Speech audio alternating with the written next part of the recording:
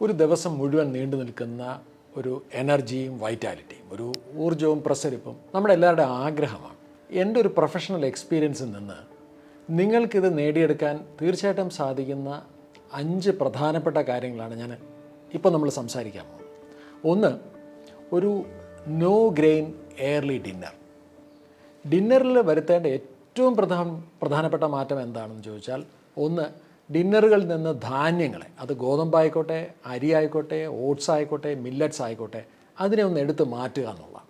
പലർക്കും ഇതൊരു ഷോക്കാണ്.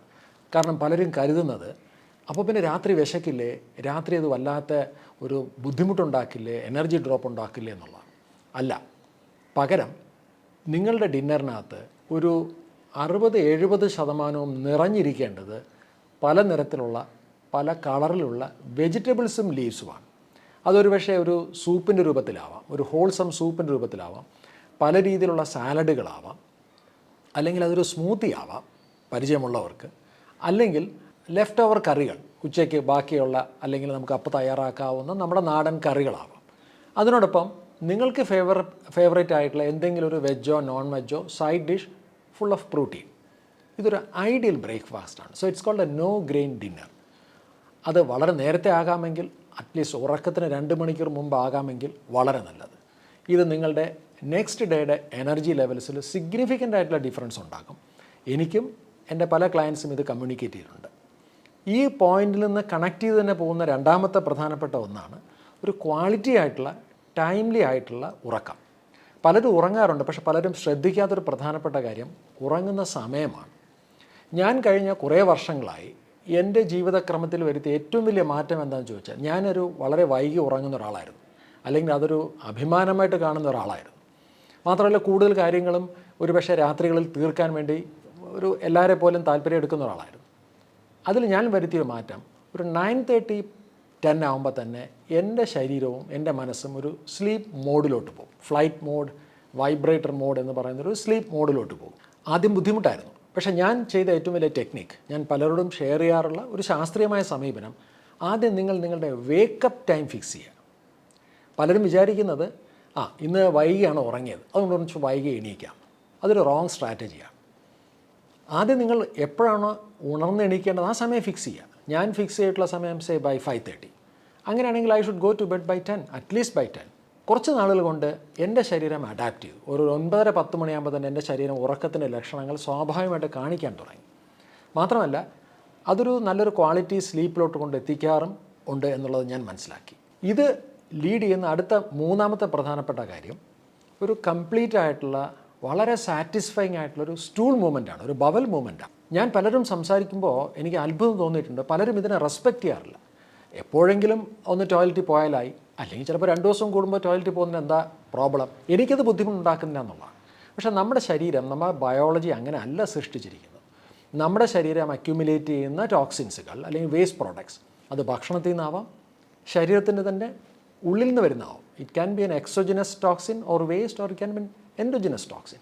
അത് റിമൂവ് ചെയ്യേണ്ടത് ആവശ്യമാണ്. അപ്പോൾ രാവിലെ തന്നെ കംപ്ലീറ്റ് ആയിട്ട് ഒരു സാറ്റിസ്ഫൈയിങ് ആയിട്ടുള്ള ക്വിക്കായിട്ടുള്ള ഒരു ബവൽ മൂവ്മെൻറ്റ് കിട്ടുന്നതിന് എന്ത് പ്രാധാന്യമുണ്ടെന്ന് ആലോചിച്ച് നോക്കിയേ.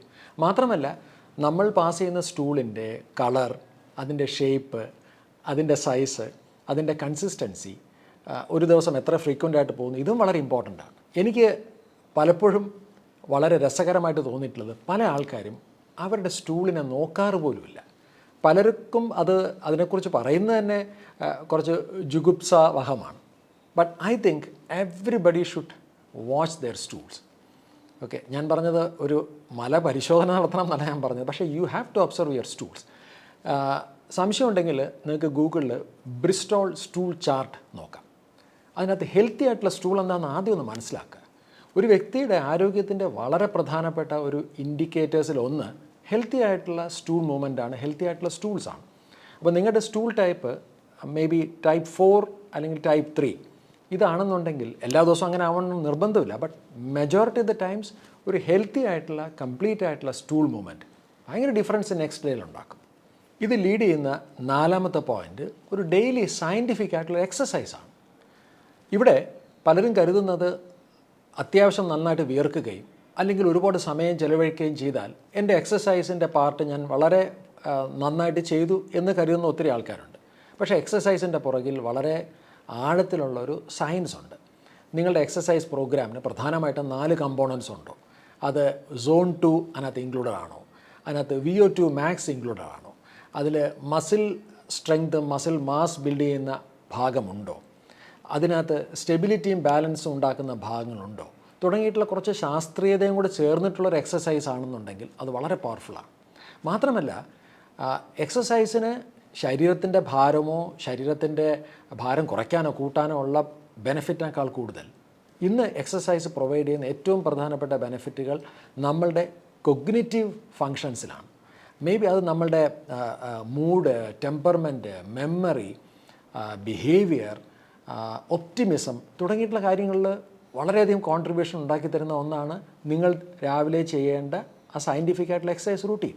മാത്രമല്ല എക്സസൈസ് ചെയ്യുന്ന ഒരു വ്യക്തിയെ സംബന്ധിച്ചാണെങ്കിൽ ഒരു സംശയം വേണ്ട, നമുക്ക് അന്നത്തെ ദിവസം ഉടനീളം ഉണ്ടാകുന്ന ഒരു കോൺഫിഡൻസ്, അല്ലെങ്കിൽ മേ ബി ഒഫീഷ്യലായിട്ടുള്ള കരിയറിലുള്ള പല കാര്യങ്ങൾ ഏർപ്പെടുമ്പോൾ നമുക്ക് കിട്ടുന്ന ഒരു പേഴ്സണാലിറ്റി, നമ്മുടെ ഒരു സെൽഫ് ഇമേജ്, നമ്മുടെ സെൽഫ് എസ്റ്റീം തുടങ്ങിയതിനെല്ലാം അത് റിഫ്ലക്റ്റ് ചെയ്യുമെങ്കിൽ എന്തുകൊണ്ട് രാവിലെ മേ ബി ഒരു 1 hour അല്ലെങ്കിൽ ഒരു 45 minutes എക്സസൈസിന് വേണ്ടി മാറ്റി വെച്ചുകൂടാ?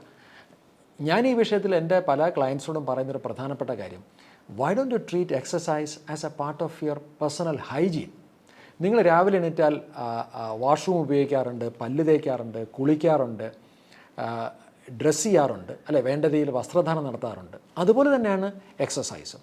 അപ്പോൾ ആ രീതിയിൽ എക്സസൈസിനെ കാണണം. നിങ്ങൾ എന്തെങ്കിലും കാരണവശാൽ പല്ല് തേക്കാറോ കുളിക്കാറോ ഡ്രസ്സ് ചെയ്യാതെ ഇരിക്കുന്ന ദിവസങ്ങൾ ഉണ്ടാകാറുണ്ടോ? So my opinion, 365 days we should start a day with some movements. അത് സയൻറ്റിഫിക് ആവാം.